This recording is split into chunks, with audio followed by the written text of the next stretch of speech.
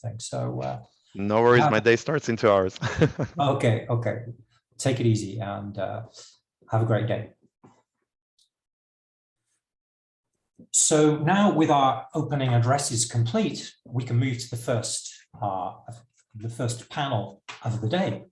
And here we have an interesting debate that we want to launch under the somewhat provocative title, given the theme that we're looking at today and tomorrow: Are marketplaces a force for good?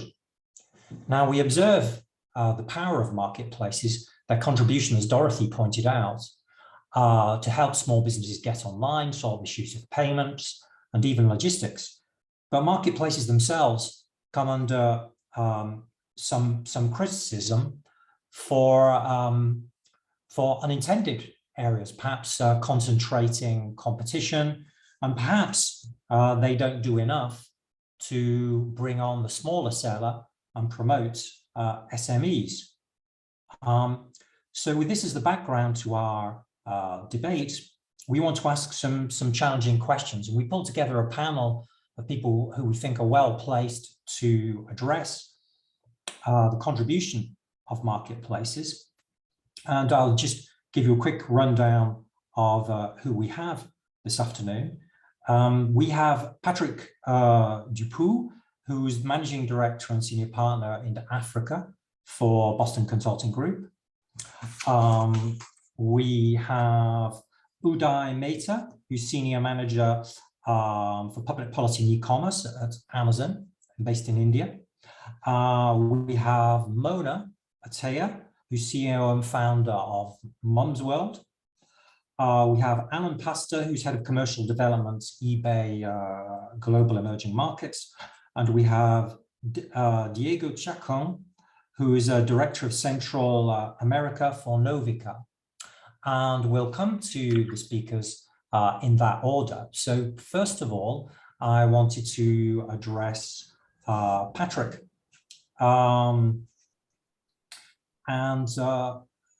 BCG developed a very interesting report a few years back, which has been very well cited. We cited it ourselves, about the potential for digitization and e-commerce in Africa. So this is a very important community for us, and posing the question, how can we do more and what are the opportunities? But what I'd like to ask is, Africa seems to be a little bit special, and in what way is Africa different than the kind of opportunities that we see for the rest of the world? And will it continue to grow? Will it really provide these kinds of opportunities? Should we update our projections perhaps after COVID? Patrick. Thanks, James, and thanks for having me, inviting me today. So as you said, we did a research and published a report a couple of years ago on the impact of online marketplaces on the job creation and, I would say, generally economic growth in Africa. And the starting point was that I would say in mature markets in Europe, in the US, online marketplaces are sometimes challenged, can be seen as cannibalizing traditional sales channels, brick and mortar shops. And if I give a bit of a negative picture to it, it's this vision of online marketplaces emptying city centers, destroying small retail jobs, reducing social interactions, helping actually, and also provoking and creating a loss in tax collection from governments. So in a nutshell, transferring wealth from small-scale retailers in the city centers to and governments to the Silicon Valley and startup and favoring, and so that story, yeah. And we know that story is largely false. It's not completely false. There is a bit to it, but and I will mention it later. Actually, studies show that even in mature market, online marketplaces are mostly providing additional economic growth rather than cannibalization of existing activities. But we wanted to know whether Africa, as you said, was different, and in particular in countries where traditional retail and the traditional route to markets are not mature. So, I mean, if you think of what online marketplace is bringing, it's basically helping merchants and consumers to meet. And in countries where the traditional retail is less mature, where logistics is complex, where consumers are less densely populated, obviously the situation is a bit different. So we look at a number of online marketplace, different type of goods and services that can be traded and exchanged through online marketplaces, can be in the consumer space with the likes of Takealot or Jumia in Africa, in the travel, in the travel space, Travel Start, or obviously Airbnb and bookings and the others, in the mobility space, Taxify in Africa, Uber, Careem, and the likes. And the bottom line of our analysis is that in Africa, we actually believe that the additionality of online marketplaces and as a result, the overall economic impact and the job creation impact is much more favorable. It's even more favorable than in mature markets for a number of reasons. And the main reason is that, as I was saying, you are not cannibalizing existing distribution channels, retailers and so on, but you're actually creating new growth, and you're actually encouraging and accelerating a virtual circle of economic growth. And why is that? And the first reason is, if you look at what online marketplaces are creating, they are actually boosting both the supply side by making funding more accessible to merchants. They're also accelerating and creating productivity, of course, by higher utilization rate of assets. And I will give a couple of examples, but also by optimizing a number of logistics routes. And also on the demand side, by allowing access to underserved populations or geographies. So you are acting actually on both the supply, the demand, and the productivity. And the three together are actually creating this virtual circle of economic growth through better productivity, increased GDP, more supply, more demand. And in a way, the cannibalization impact that we see in mature market is much, much lower. So let's take the example on productivity. So if you take a car, for example, all the studies show that online marketplaces and the likes of Uber are actually increasing the use of the assets by 30 to 50%. So in countries like in Africa, where assets are a bit missing in the distribution space, in the automotive equipment space, actually increasing the utilization rate of assets is actually generating a massive productivity boost. On the supply side, we underestimate the impact of informal sector on the ability to access credit for small entrepreneurs who are in the informal sector. So if you don't have a proof of future revenues, you cannot borrow money from the bank. And as we know, economic growth is about stimulating new credits, and credits is what is generating new investment, new activity, and so on. And so online marketplaces have been an opportunity for many small-scale African entrepreneurs to actually generate a new source of income, a new source of credit to their banks, and as a result, investing in new assets, generating jobs, activity, and so on. And then on the demand side, we have several examples. I have in mind this region of Kenya, Naivasha, for those who know, where Jumia Travel Investment actually attracted a new segment of domestic travelers, which actually boosted the destination and created a new demand. So overall, our conclusion is that In Africa, online marketplaces could generate, and we have estimated, up to 3 million jobs, additional jobs, which is quite very significant at the scale of Africa. In mature markets, we estimated that the cannibalization rate of online marketplace is around 30%, which means 25 to 30, which means that online marketplace generate 75% more or less of additional revenues of economic growth, and 25% it's cannibalization of existing activities. But this rate in Africa is to us much higher, and it's more in the 90 to 95%. And in addition, the absolute volume of new economic activity, new GDP, a new job is much higher. So the bottom line is, to the question, is it a force for good? I would say that overall, yes, it tends to be a force for good, but with significant also drawbacks, which we cannot neglect. But in regions, emerging regions like Africa, it's actually the positive is much higher than the negative. And I can come back now on later about what do we need to do to make the positive even more positive, and to make sure that governments, online marketplaces, and together with merchants and consumers bring a virtual circle of trust to actually make sure that the benefits offset the negatives. So, as we said, 3 million job creation potential through online marketplace in Africa, and a number of additional benefits around the upskilling of populations, making population more digital savvy, of also allowing to address underprivileged areas and underserved population, including women, in the case of both on the supply side and on the demand side.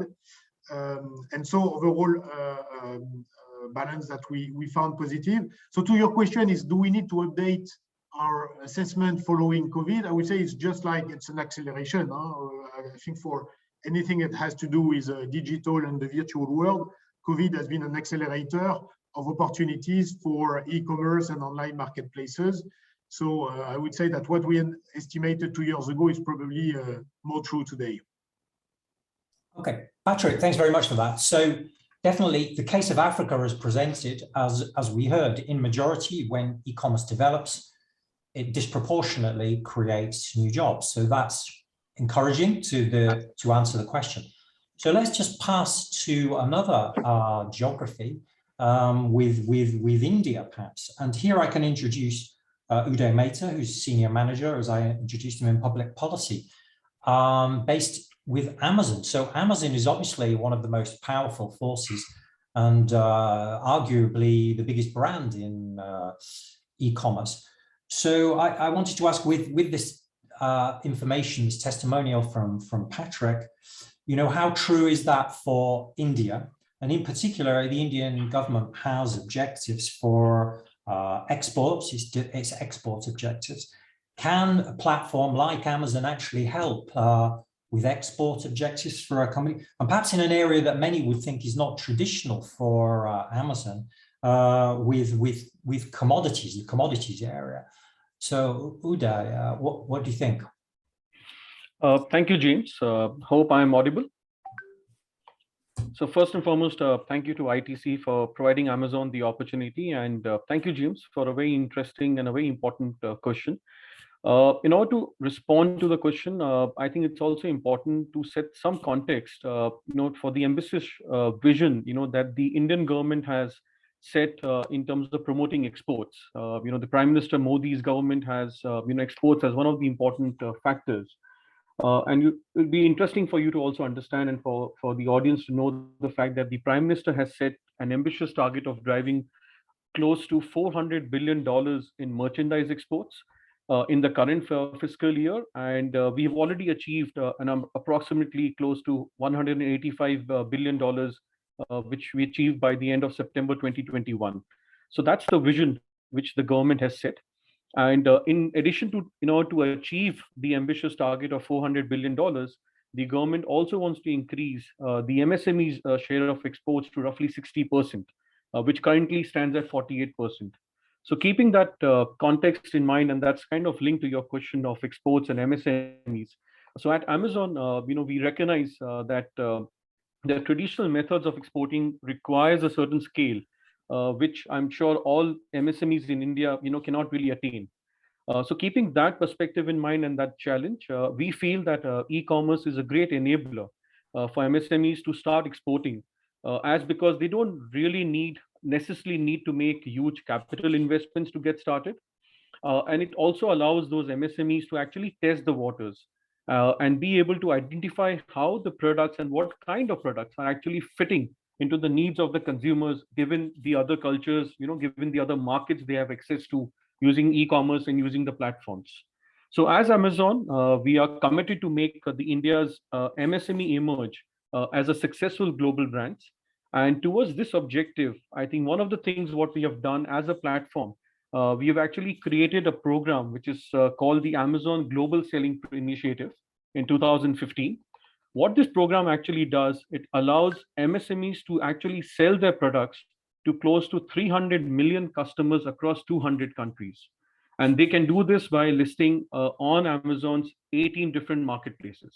The Amazon Selling Group Global Program has actually served a runway of close MSMEs to be able to scale their businesses in different markets and foreign, new countries and foreign markets. You'd be happy to note that since its inception, the program has already generated more than 3 billion in cumulative sales. And what's also interesting is that Amazon, it took us approximately 3 years to get to the first billion in exports. The second billion we were able to achieve in just a span of 18 months. And it has taken us roughly less than a year to get to the 3 billion mark. So that has been the kind of the growth story of MSMEs being able to export using the marketplace. And we have approximately close to 70,000 sellers who are already part of this program. And the 70,000 sellers actually come from different parts of India, from tier 1 to tier 2 to tier 3 cities.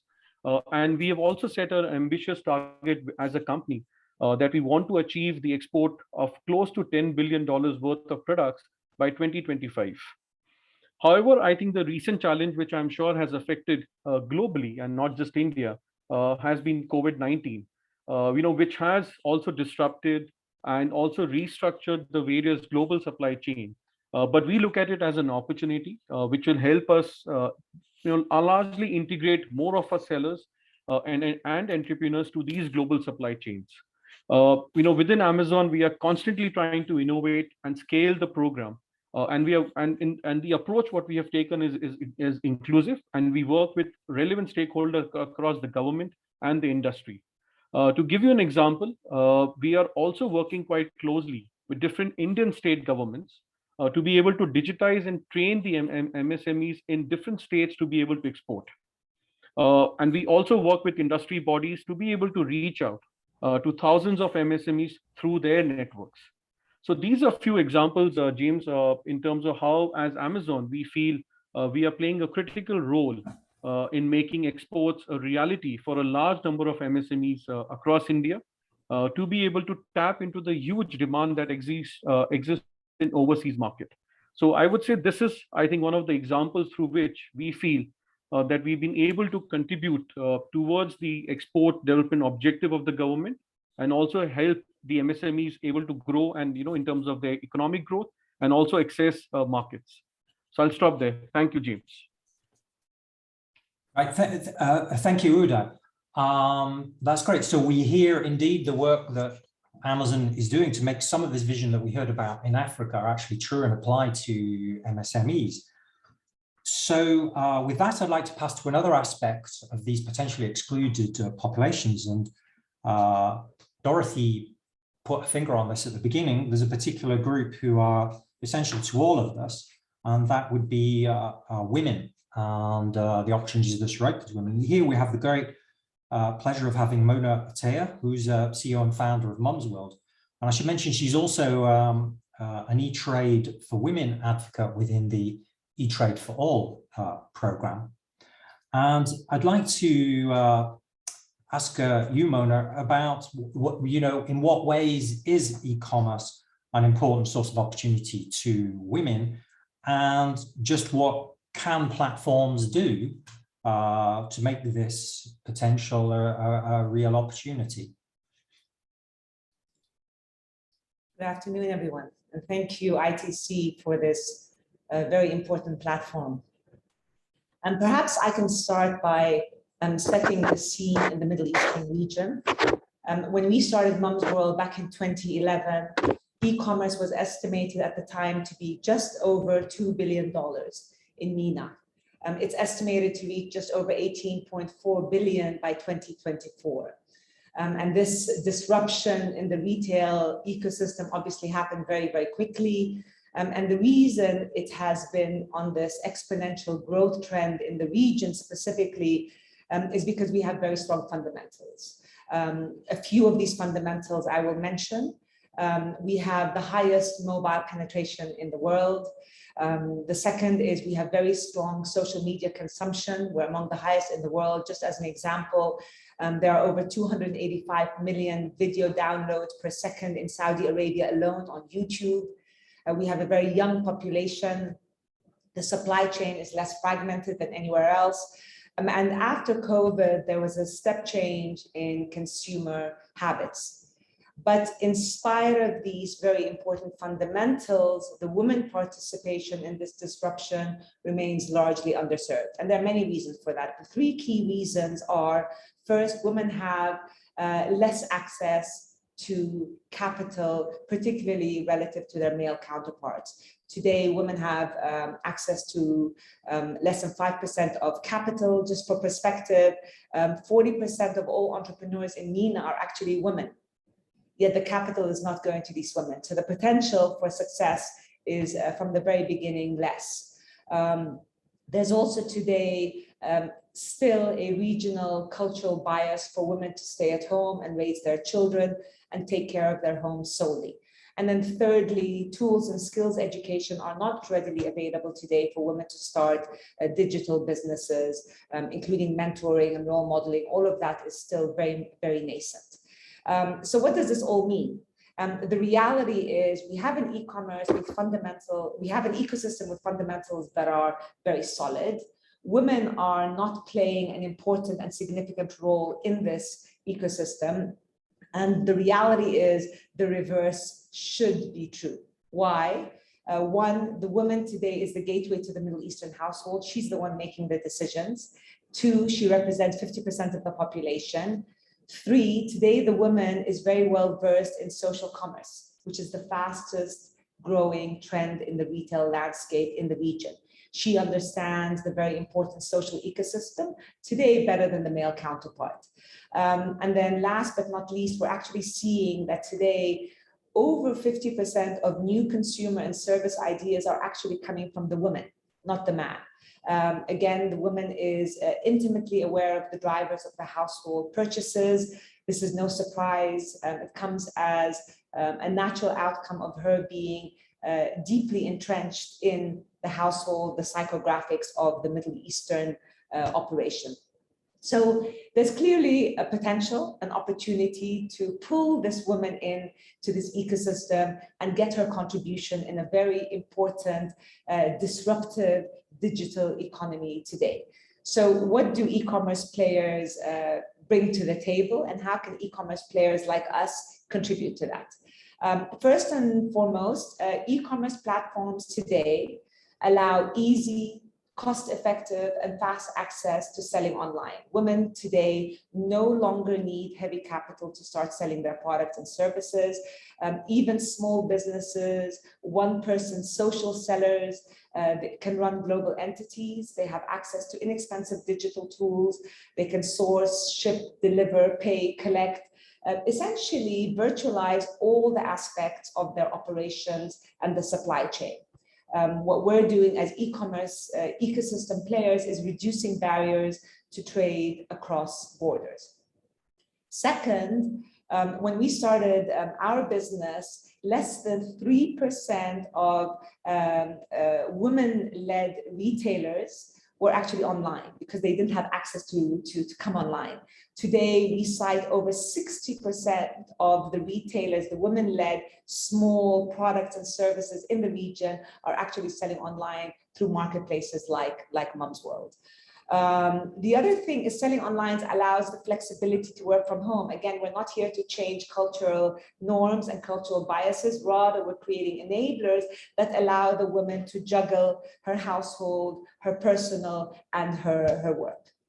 The other thing that e-commerce does is it allows for other jobs other than setting up your own business. So there's jobs related to content, customer care, data entry. All of these are enablers for job creation working from home.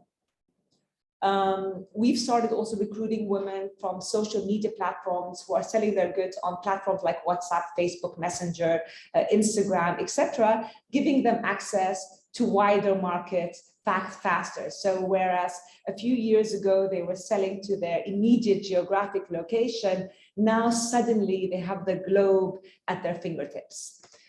Last but certainly not least, skill training and development for women. You know, for us, we opened, for example, an exclusive women investment round for women who want to be part of the Mum's World story. So women who are sitting at home, who want to be part of the narrative and the growth.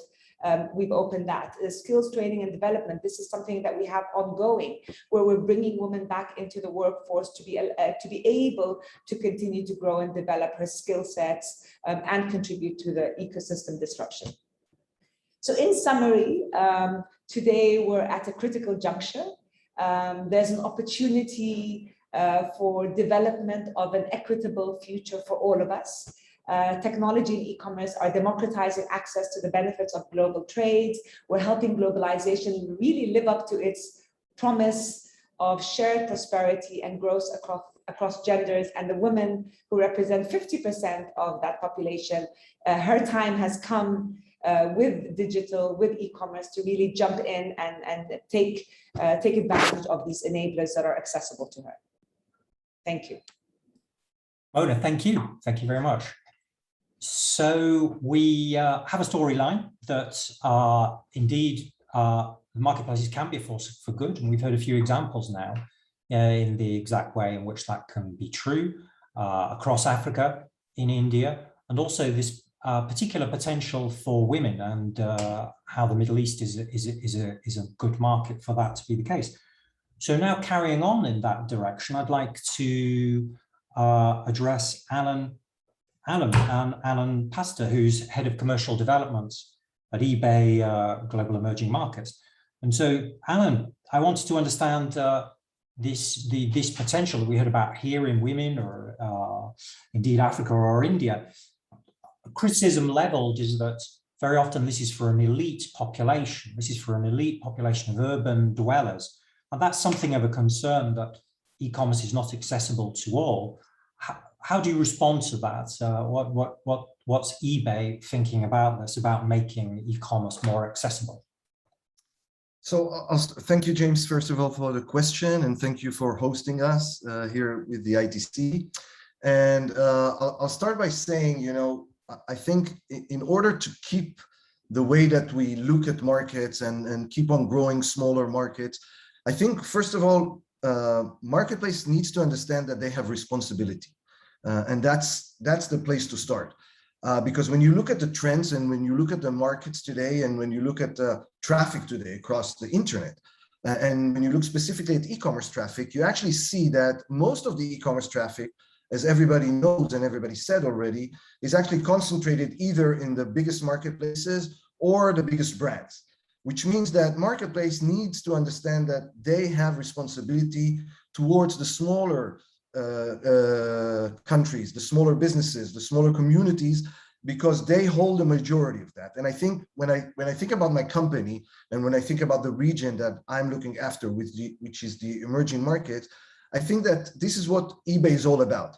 eBay is all about, you know, when eBay started the platform about 20 plus years ago, the idea around that was to actually create a new economy where everybody can actually compete. It means that we didn't want to create a place where we have a brand, or just a brand will be able to sell on that platform. The idea was to have a platform that is open for all. Everybody, everywhere around the globe can actually opt in, open up a store, upload their goods or services or whatever they want to sell, and they can sell it online. That's basically the idea around that. The question is, how do we keep that? How do we continue and make sure that we keep that open mind and openness towards all of those SMBs around the globe? And the idea basically is keeping the platform inclusive and fair. And that's the idea around eBay. That's what we do. Like when you search on eBay, we make sure that we give everybody the same opportunity. It doesn't really matter which size you are or where you're based. It's all about answering the demand that has created through the platform and making sure that everybody has the ability to reach that demand and answer that demand and sell their product everywhere in the world. I think on top of that, when you ask the question what else do we need to do as a platform? What else is our responsibility towards those SMBs? And when thinking about this question that you were asking, I think one of the things that we need to continue doing is, first of all, make sure that as a platform we don't compete with the sellers that we have, and we keep partnering with them, we keep helping them grow.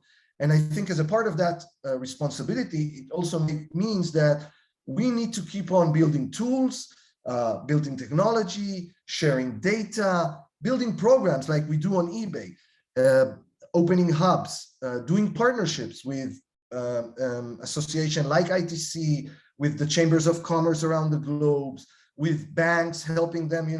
I think we talked about it earlier about the importance of being able to sell. So doing all of these partnerships, building all of these tools, creating all these opportunities, this is all what is eBay about. So this is what we do. When we wake up in the morning, we think about how can we grow the business? How can we help smaller business? Specifically myself, I'm working in those emerging markets. My job specifically is to help those SMBs grow their business through that platform, through the amazing tools that we keep on building, through programs that we do, and through partnering with different associations, different groups, and different companies around the globe, solving and helping those SMBs overcome the barriers that they have. I want to say that I think we have just started that journey, or we're in the process of that journey.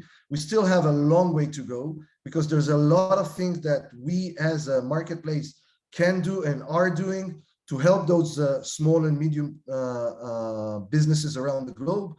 We can help them with translation, we can help them by lowering the cost of shipment, we can help them with fulfillment.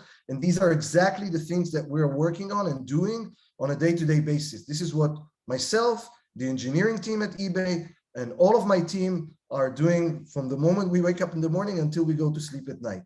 So hopefully that I covered and answered the question that you asked me, James. Okay, thanks.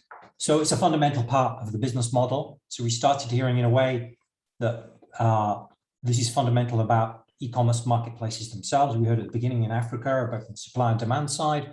We've heard how marketplaces can be a force for opportunity with small sellers in India and even towards export markets. And we've heard the connection with women, perhaps some view into excluded communities. And we've heard how there can be more that can be done here to try and keep things equitable, and efforts made to solve some of the big issues of cost and reliable logistics solutions. And so let me come now to the fifth speaker, which is Diego Chacon, who's Director of Central America for Novica. And perhaps some of those who are tuned in don't necessarily know Novica, but you do occupy a special place in marketplaces. And some of what you do is working with craft producers. And what I particularly wanted to ask was, in what way can e-commerce platforms contribute to the economic sustainability, perhaps, of these rural communities, and even preservation of traditional crafts? Diego. Hello, hi James, and thank you again for hosting us. It's a great pleasure to be sharing with everyone. The idea of connecting those artisans to the final customer, to the client, is what Novica started all about. We started over 20 years ago, and in Central America we've been in since 2010, so over 11 years here in the region. And the idea is connecting that artisan that is in a small rural community or village in any country around the world, and going to the final customer, because when you travel, you're seeing all these local treasures, and in the local market, you're finding a lot of things that when you are in your country or in the US or in Europe, you are not finding, or if you do find it, it's really expensive. So the idea of bridging that gap is what Novica is trying to do. And because the artisan has everything to sell the product except for the where can I sell it, who can I show it to, and that is what we're trying to do with the artisan, because the artisan has the raw materials, the tools, the skills, the attitude, and the final product. And as I was saying, is where I can sell my product. If the artisan is lucky enough to be born in a tourist town, their chances of making it goes significantly up. But what happens to the rest of the artisans that are not living in those tourist towns? And also 2020 proved that it's not enough. With tourists gone, the artisans still needed a place to sell the product. And also tourism has changed a lot in the last 30 or 20 years. We're seeing less every day that tourists buys a lot of products in the markets to take back, especially with all of the luggage and space restrictions in the airlines right now. So how can we keep that traditional skills? Is having enough market or having enough sales for those artisans to keep making their art. And the new generations are going to get involved in the traditional skills and art of each region. The main issue I'm seeing every day is that, for example, a woman in rural Guatemala takes 8 to 9 hours to weave a backstrap loom shawl, for example. And when she goes to the market and asks for a fair price, there are a few that are willing to pay that in the local market.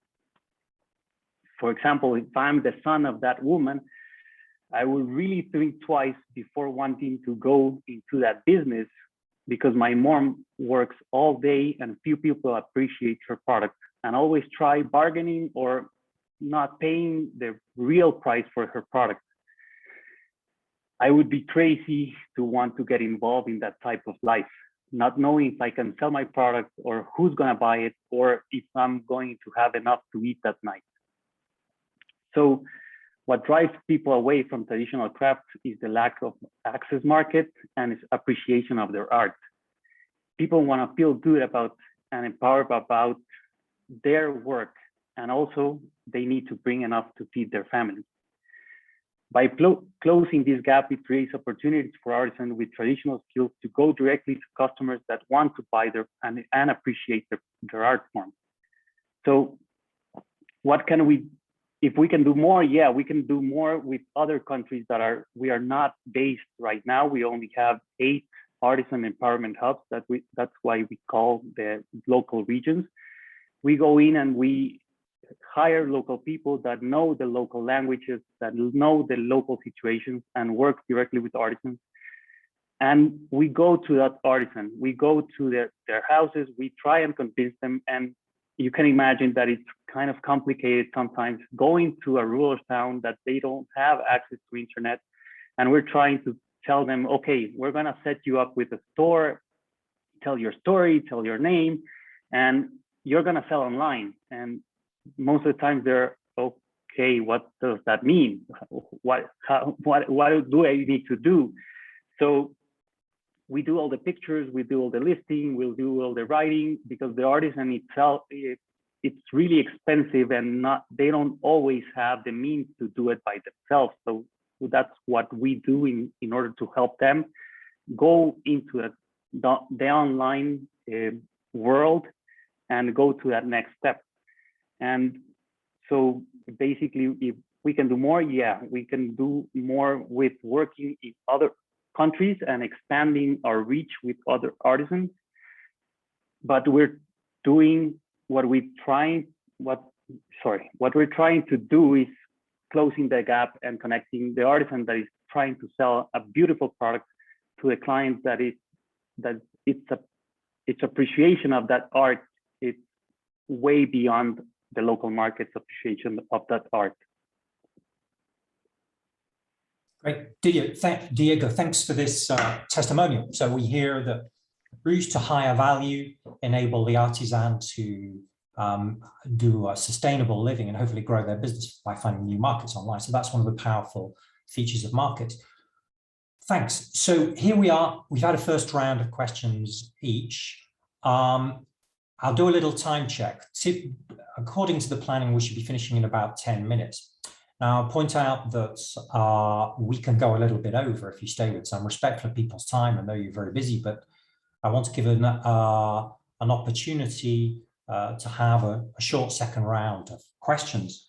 So if I may, we can perhaps come back to Patrick, who we addressed first of all, and the context of Africa. Now, there'll be many people interested in this. I know there's discussions of the free trade area and so on, and the power of digital, and your report and analysis is an important part of that. And we heard about this potential.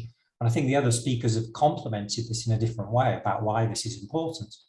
But among those policymakers who are listening and pay attention to your analysis, what do you think they should be doing? What can governments and others do to make this potential that you talked about real?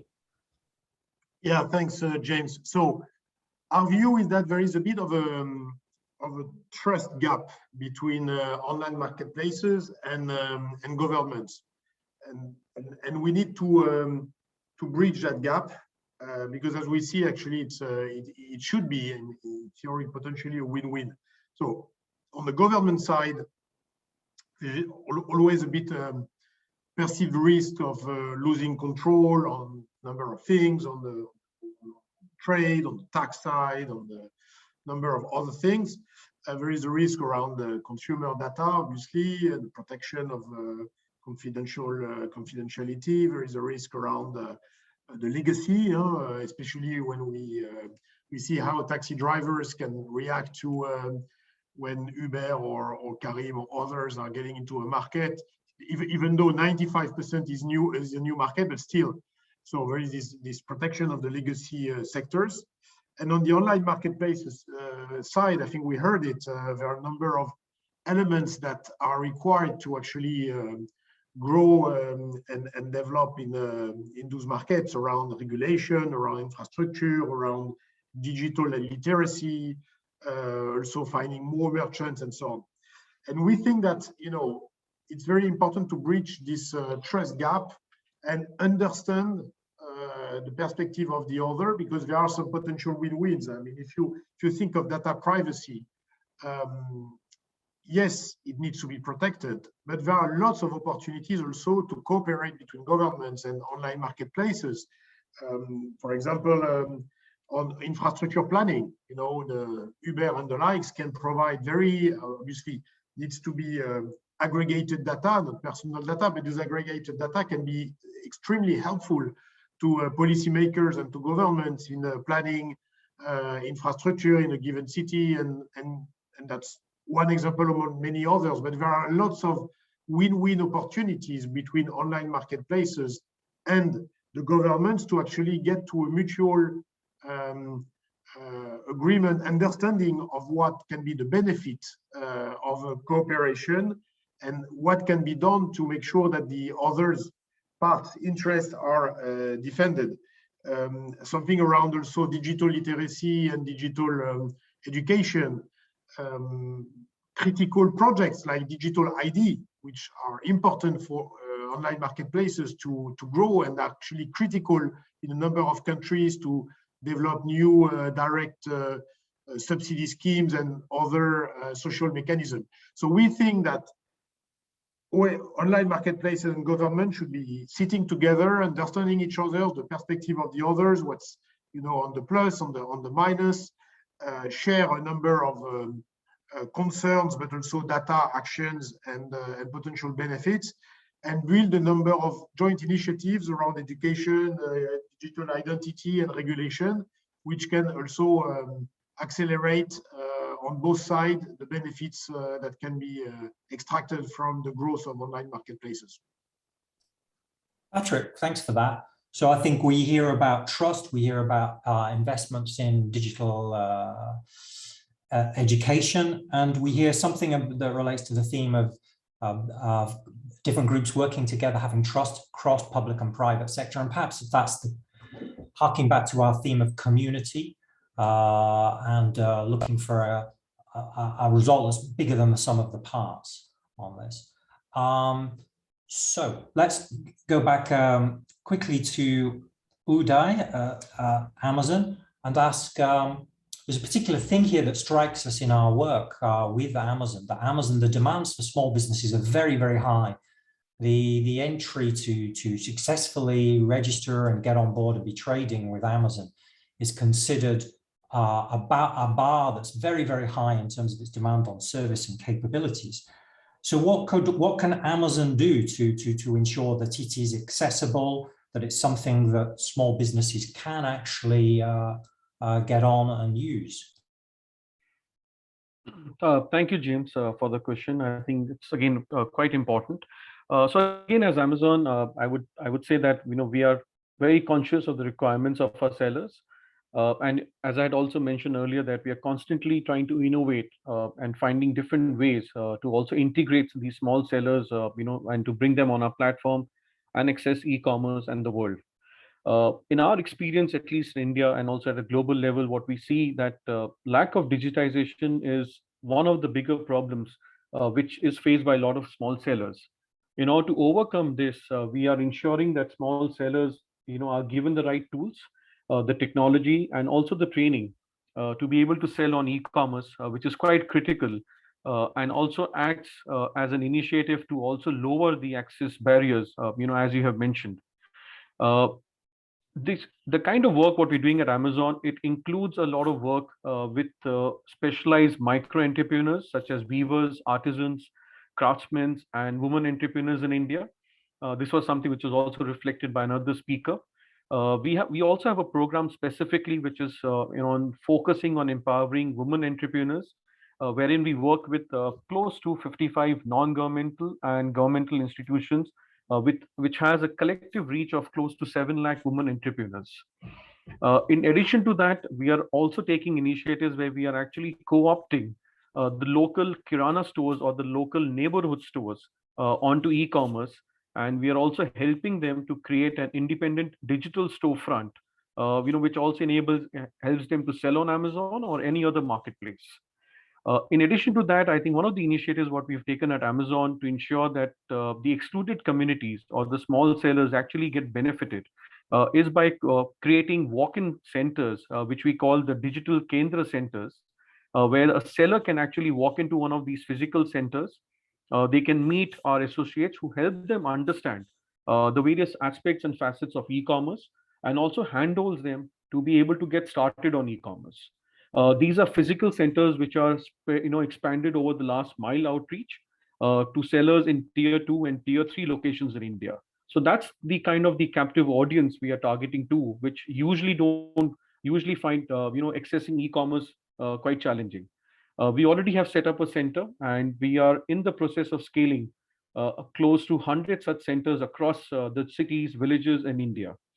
I'm happy to also share with the audience that in 2020, close to 4,500 sellers on our platform had actually surpassed in sales close to $140,000 annually.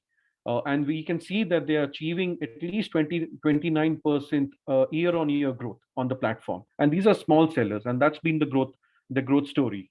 And this is quite encouraging. And this also reflects that e-commerce is no longer an urban elite phenomena, but it has expanded access and opportunities for customers and businesses across the country.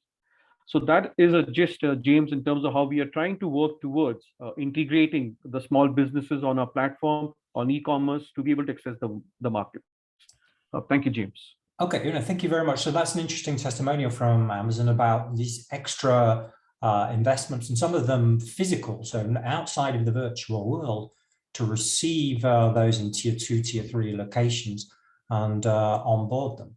So that realizes some of the opportunity that Patrick was talking about, but done by the private sector as well, engaged. So the private sector engaged in training. So I can pass to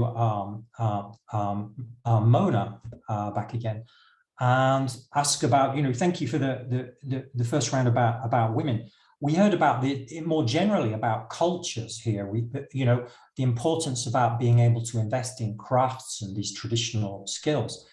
How relevant is that, and how do you see e-commerce contributing to these preservation of skills and crafts, traditions and cultures? Is that something that we should be worried about with this globalization and these big platforms? Are cultures going to disappear? So I would look at cultures. I would look at culture across kind of multi dimensions. And when I when I heard your question, overall, if you look at e-commerce, you're essentially creating a culture of transparency. Transparency in pricing, you're creating accessibility, you're creating personalization, convenience, fair trade. So overall, from a kind of a regional or global cultural perspective, you're going back to the basics. I want to also touch on the Middle East specifically, where we have here a culture of community, of family, of homegrown creation. And what e-commerce is doing is actually, it's enabling it further, because you're actually connecting a wider, broader depth of people together in a faster period of time. Marketplaces like ours, for example, are built not only behind transactional premises, but also experiential premises. So we bring the consumer in to interact not only transactionally, but also as a community, to dialogue, to share, to exchange, etc. And that's very much part of the core culture of the region. Another aspect of culture is the way we work. Today, very quickly, we have changed traditional norms of going to the office, working from the office, and believing that if you create a corporate employment culture, that's the only way you can survive. Whereas we realize today that you can work from home, from the office, from a coffee shop, and you can still create that same DNA that is required. The other part of the way we've shifted the way we work is the agility, the flexibility, the reliance on data. Again, all of that is taking us back to the fundamentals and the basics. Lastly, I will mention productivity and inflation are a very important side effect of e-commerce. The continuous extension and expansion of selling goods through e-commerce platforms, what that's eventually doing is putting a downward pressure on inflation. There's increased competition, increased transparency. Again, the customer at the end of the day is the winner here. So that's it from my side. Thank you, Mona. Thank you. So a return to Alan, and just to put this into context of the different things that we've heard of these fantastic opportunities, which they're the 3 million jobs in Africa, the ability to contribute to exports, the fact that this can preserve and create a platform for preservation of cultures and handicrafts and give different excluded groups the opportunity. And you talked to us about the ethos of eBay being about the small seller.